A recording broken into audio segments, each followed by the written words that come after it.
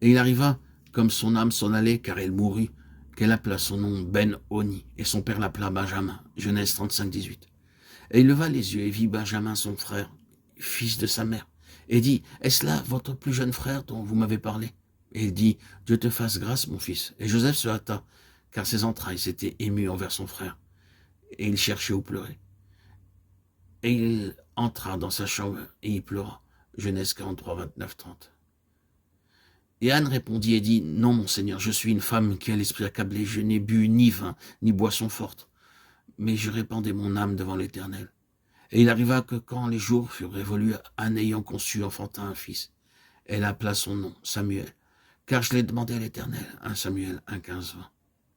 Et le jeune garçon Samuel servait l'Éternel devant Élie, et la parole de l'Éternel était rare en ces jours-là. La vision n'était pas répandue. Et il arriva en ce temps-là qu'Élie était couché en son lieu, car or, ses yeux commençaient à être troublés, il ne pouvait voir. Et la lampe de Dieu n'était pas encore éteinte, et Samuel était couché dans le temple de l'Éternel, qui était l'arche de Dieu. Et l'Éternel appela Samuel. Et il dit, « Me voici. » 1 Samuel 3, 1, 4. Il y a 3 choses à propos desquelles il nous est absolument nécessaire d'être clair et certain. Je les nomme brièvement avec concision, sans commentaire ni développement. La première est que Dieu n'abandonne jamais sa décision originelle d'amener son peuple à la plénitude spirituelle. La deuxième est que si son peuple en général s'éloigne de ses intentions, il suscite à la fois des instruments et des ministères afin de remettre cette intention en évidence, et autant que cela soit possible d'y ramener son peuple. Enfin, la troisième chose est que ces instruments et ministères ont une histoire particulière et singulière sous sa main. Ils sont d'une manière particulière gouvernés par le dessein pour lequel ils ont été suscités. Il y a 2 facteurs subsidiaires à ce propos. Le premier est que de tels instruments et ministères ne doivent pas se comparer ni se juger par rapport à d'autres critères et à d'autres ministères par rapport à ce que le Seigneur serait en train de faire. Ils ne devraient pas non plus être jugés par d'autres. Dieu s'occupe d'eux de façon particulière pour un but particulier. Ils ne sont pas nécessairement plus importants que d'autres, mais le fait est qu'ils sont appelés à une œuvre particulière. La seconde chose est que si l'œuvre de Dieu est corporative, le facteur corporatif dominera l'instrument qu'il suscite. C'est une chose importante à retenir. Cela veut dire que chaque personne qui se trouve individuellement sous l'influence de ce ministère et de son but sera gouvernée par la loi corporative. Chaque individu sera une partie de quelque chose de bien plus grand que lui, le membre d'un ensemble corporatif, et aura ainsi son expérience sous la main de Dieu de façon relationnelle. Ce ne sera pas quelque chose de personnel ni de privé.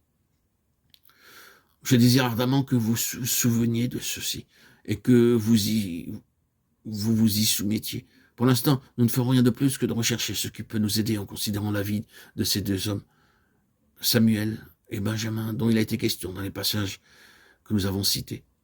Vous reconnaissez sans doute que Benjamin et Samuel ont des points communs. Premièrement, ils étaient tous 2 des fils particuliers. Benjamin était démarqué de ses frères, et comme nous le lisons, Joseph lui donnait une place spéciale, tout comme l'avait fait son père. Il avait une position relationnelle particulière envers son père et ses frères. Il en était de même pour Samuel, qui, en qualité de fils, était bien distinct et différent des autres. Nous ne faisons que remarquer ce fait, sans nous y attarder. La deuxième chose qui leur est commune est que leurs naissances ont été particulièrement laborieuses. Rachel mourut lors de la naissance de Benjamin et l'appela Ben-Oni, fils de ma peine, ou né de la peine. Et nous connaissons bien la détresse, la peine, l'épreuve et le labeur d'Anne pour obtenir Samuel. Tous les 2 procèdent d'un état de mort. Cela est parfaitement clair pour Benjamin. Rachel mourut et Benjamin vécut de sa mort. Il en est de même pour ce qui concerne Samuel. La mort était la condition, l'état d'Anne, qui ne faisait que refléter la condition spirituelle du peuple de Dieu. De cette tombe et de cette mort est né Samuel. Tous les 2 arrivèrent à un moment de déclin. L'époque de Benjamin se situe à une période où ses frères et toute la famille, excepté Joseph, étaient dans une condition des plus dégradées spirituellement. La vente de Joseph révèle la triste condition qui prévalait parmi les fils d'Israël dans leur comportement et leur mauvaise conduite. Nous savons dans quelles conditions se trouvait le peuple de Dieu au temps de Samuel. Cela n'a pas besoin d'être commenté. Ensuite, ils représentent tous les 2 un revirement dont ils furent l'objet. Benjamin fut l'élément déclencheur de ce revirement dans toute cette merveilleuse bascule. C'est par l'introduction de Benjamin le petit, que tout pivote. Les versets concernant cette histoire et rappelant l'arrivée des frères chez Joseph en Égypte et Joseph découvrant son plus jeune frère marquent le revirement. Considérez-le attentivement et combien cela aussi était vrai de Samuel. Il provoque un revirement en Israël, car beaucoup de choses dépendaient de lui. Ceci paraît simple dans sa présentation, mais il est beaucoup moins lorsqu'il est vécu. Premièrement, un tel instrument doit débuter au commencement. Lorsque le Seigneur allait intervenir en ces temps-là, il ne le fit pas par un homme parvenu à maturité avec déjà une histoire. Il agit par Benjamin, le plus jeune. Vous pourriez l'appeler l'enfant parmi eux. Avec Samuel, il commença au tout début, à la naissance.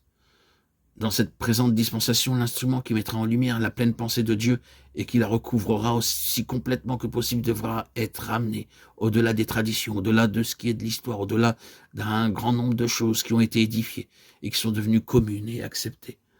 Cet instrument devra être ramené au commencement. Peut-être qu'un tel instrument a une vie chrétienne, une éducation chrétienne. Peut-être a-t-il aussi beaucoup de choses chrétiennes derrière lui. Mais il arrivera un moment de crise spirituelle où il semblera qu'il n'y avait rien du tout auparavant. C'est le commencement.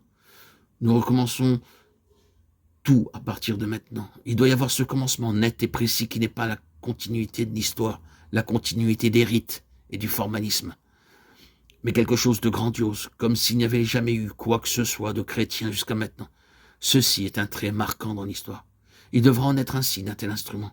Aussi, si vous n'êtes pas préparé à ce que le Seigneur fasse avec vous quelque chose qui réduise à néant tout ce qui est inférieur à sa pleine pensée, et de vous amener à un point où vous savez que tout le reste